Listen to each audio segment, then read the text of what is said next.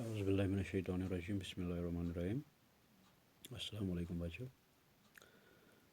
आज हम 8th social science जो पार्ट हमारा है पॉलिटिकल सोशल लाइफ, हम कहेंगे पॉलिटिकल साइंस। उसमें एक चैप्टर 4 जो है अंडरस्टैंडिंग लॉ, उसके बारे में हम पढ़ेंगे। चलो स्टार्ट करते हैं। You may be familiar with some laws such as those that specify the age of marriage, the age at which a person can vote, and perhaps even the law dealing with buying and selling of property. We now know what the parliament is in charge of making laws. Do these laws apply to everyone? How do new laws come into being? What could there be law that are unpopular, controversial? What should we citizens do under such circumstance.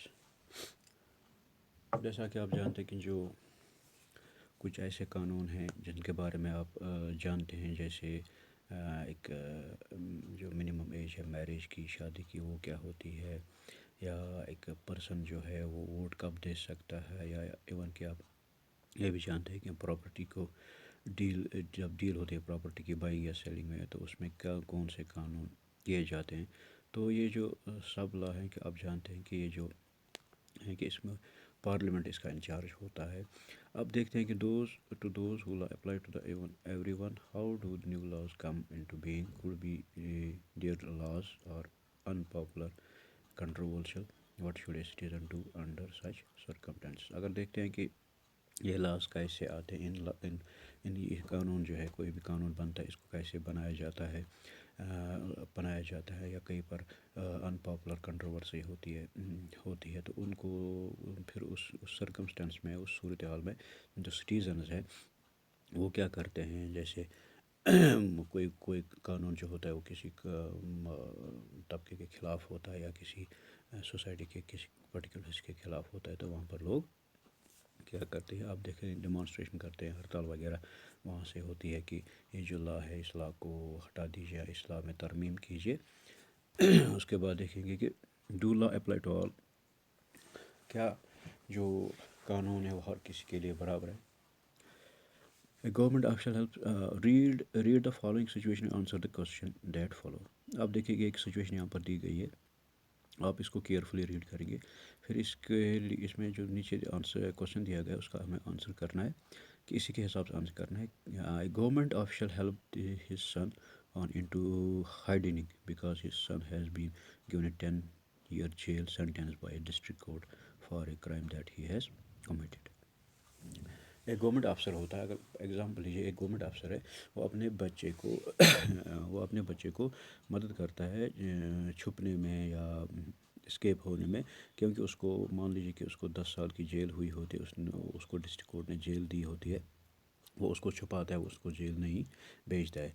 Do you think that the government officials action wire right. अब इसका ये question है कि आपको सोचना है कि क्या ये एक्शन उसकी राइट है। एक गवर्नमेंट ऑफिशियल अपने बेटे को, जो एक क्रिमिनल है, वो उसका जो क्राइम है वो छुपाता है, उसको कोर्ट जाने से उसको कोर्ट जाने नहीं देता है, उससे वह बचाता है। क्या ये गवर्नमेंट ऑफिशियल कर सकता है, क्या वो ठीक कर रहा है। Should his son be exempted from the law just because his father is economically and politically powerful। क्या उसका बेटा छूटना चाहिए क्योंकि वो उसका जो बाप है वो एक गवर्नमेंट ऑफिशियल है, हम कहेंगे हम वो इकोनॉमिकली एंड पॉलिटिकली वो एक पावरफुल आदमी है, वो एक बहुत अमीर आदमी है, क्या उसका बेटा छूटना चाहिए। ओबियसली नहीं। अगर हम डिस्कस करेंगे आपस में तो ये नहीं छूटना चाहिए, वो नहीं छूटना चाहिए, उसको जेल होनी ही चाहिए।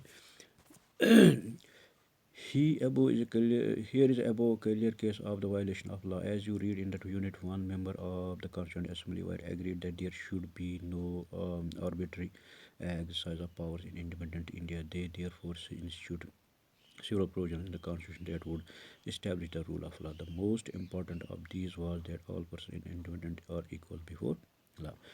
ये एक क्लियर केस मैंने अभी आपको एग्जांपल दिया कि एक गवर्नमेंट ऑफिशियल है, वो अपने बेटे को बचा रहा है, तो ये एक क्लियर एग्जांपल है यहाँ पर जो वायलेशन ऑफ لا کی. جیسے آپ نے یونٹ 1 میں آپ نے پڑھا ہے کہ جو کانسٹیٹیوٹ اسمبلی بنائی گئی تھی اس نے بالکل شیور کیا تھا ایگریمنٹ کیا کہ جو انڈیپینڈنٹ جو کسی بھی جو انڈیپینڈنٹ انڈیا ہے اس میں جو پاورس ہیں کسی کے پاس وہ غلط استعمال نہیں ہونے چاہیے. Therefore they ensured several provision in the constitution that would establish in the rule of لا.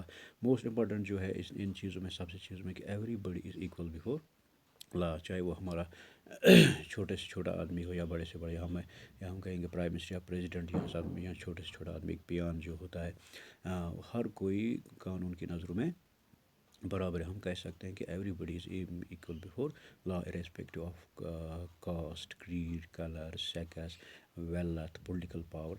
یہ جو چھوڑ کے بالکل جو ہر کوئی برابر ہے قانون کے آنکھوں کے میں, ہر کوئی برابر قانون کے ساتھ قانون کے نظروں میں ہر کوئی برابر ہے, چاہے وہ کتنا بھی پاورفل یا کتنا بھی کمزور, ہر کوئی برابر ہے. The law cannot discriminate between persons on the base of their religion, caste اور gender. What the rule of law means in that all laws apply equally to all citizens of the country and no one can be above the law. ہم کہیں گے کہ جو لا ہے وہ discriminate نہیں کرتا ہے آن دا بیس آف ریلیجن, وہاں پر ڈسکرمنیشن نہیں ہوتی ہے. جو ہم کہہ سکتے ہیں ارے یہ ہندو ہے تو یا مسلم ہے, اس کو اس لا سے کوئی لینا دینا نہیں, لیکن ہر کوئی جو ہے جو قانون کی نظروں میں برابر ہے. Neither a government official nor a wealthy person nor even the president of the country is above the law. Country is above the law. اگر ہم کہیں گے گورنمنٹ آفیشل ہوگا کوئی یا کوئی ایک امیر آدمی ہوگا یا ایون کہ پریزیڈنٹ ہوگا, وہ قانون سے بڑھ کر نہیں ہے. اینی کرائم اور violation of law has a specific punishment as well as a process through which the guilt of the person has to be established. ہم جانتے ہیں کہ اگر کوئی بھی کرائم ہوتا ہے, کوئی بھی وائلیشن لا کی ہوتی ہے, تو وہاں پہ ایک اسپیسیفک اس کے لیے ایک خاص پنشمنٹ ہے اور اس کو ایک تھرو پروسیس جانا پڑتا ہے. But it was like this. In ancient India, there was innumerable and often overlapping local laws. Different communities enjoyed different degrees of autonomy in administration. These laws, جیسے ہم نے ancient India میں پڑھا کہ وہاں کمیونٹی کے حساب سے ڈفرینٹ کمیونٹی کے حساب سے ڈفرینٹ لاز تھے. کسی کمیونٹی میں چوری کے لیے ایک سزا ہوتی تھی, کسی دوسری کمیونٹی میں چوری کے لیے دوسری سزا ہوتی تھی. لیکن جو آج کل کی جو کمیونٹی ہے, ہم کہیں گے ہمارا جو نیشن ہے اس میں جو ہے ہر کوئی قانون کے حساب سے برابر ہے. In some cases, the punishment that two persons received for the same crime varied depending on their caste background, with lower caste being more harshly punished.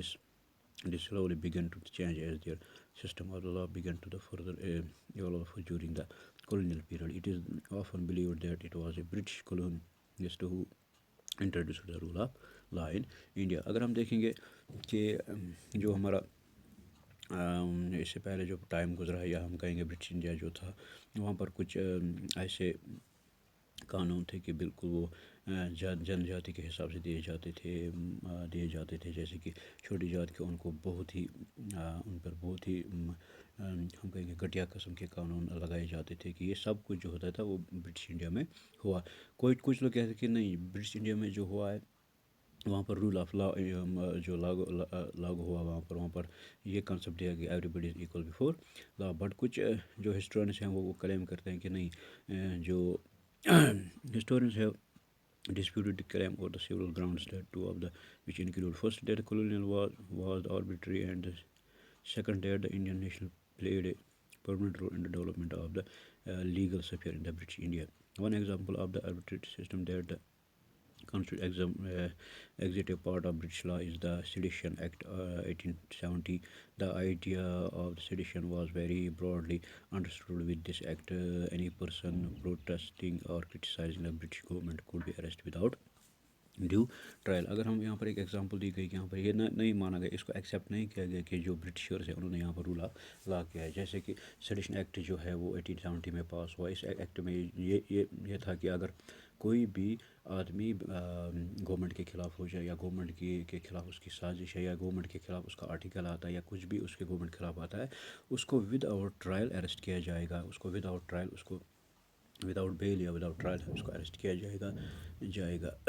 How do new laws come about? The parliament has an important role in making laws. There are many ways through which takes place, and it is often different group in the society that raise to the need for a particular law. An important role of the parliament is to be sensitive to the problem faced by the people. Let us read the following stories to understand how the issue of the domestic violence was brought to the attention of the parliament and the process adopted for the issue to become law. اگر ہم دیکھیں گے کہ جو how do new laws came about, جو new laws ہیں وہ کیسے آتے ہیں. ہم جانتے ہیں کہ جو پرائم فیکٹر ہیں، جو ہم کہیں گے پرائم جو میکنگ پروسیس یہاں پر ہوتی ہے لا کی، وہ ہے پارلیمنٹ کے وہاں پر ڈفرینٹ سوسائٹی کے گروپس ہوتے ہیں. وہ اپنی سوسائٹی کے جو مسئلے ہیں ان کو اجاگر کرتے ہیں. جیسے کہ ڈومیسٹک لا جو ہے، اس میں ایک کہانی چھپی ہوئی ہے. اس کے بعد جو ہے اس لا کو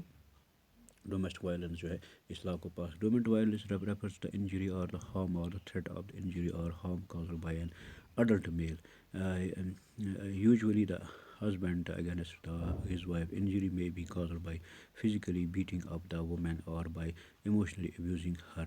Abuse of the woman can also be include the verbal, sexual, and economic abuse. The Protection of the Woman from Domestic Violence Act 2005 extend the understanding of the term domestic to include all the women who live or have lived together in a shared household with the male member who is pretending the violence. ہم کہیں گے domestic جو violence ہے یہ اکثر جو ہوتا ہے کہ اس میں یہ جو انجری ہوتی ہے، کسی فیمیل کی انجری ہوتی ہے یا اس کو تھریٹ کیا جاتا ہے کسی میل کے دوارا، جس کے ساتھ یوزولی اس کے ساتھ جو اس کا ہسبینڈ ہوتا ہے، تو اس کو پھر وہاں پر اس کے گھر میں کسی لڑکی کو ستایا جائے گا اس کے ہسبینڈ دوارا یا اس کے ان لاز کے دوارا وہاں پہ ستایا جائے گا، چاہے وہ فزیکلی انجیور ہو یا ایموشنلی اس کو بیٹ کیا جائے گا، اس کو ابیوز کیا جائے گا. یہ سب کچھ جو ہے ڈومیسٹک وائلنس میں جو ایکٹ ہے 2005 اس میں آتا ہے. کہ اس کا یہی مقصد تھا کہ جو گرہنی جو ہے، جو گھریلو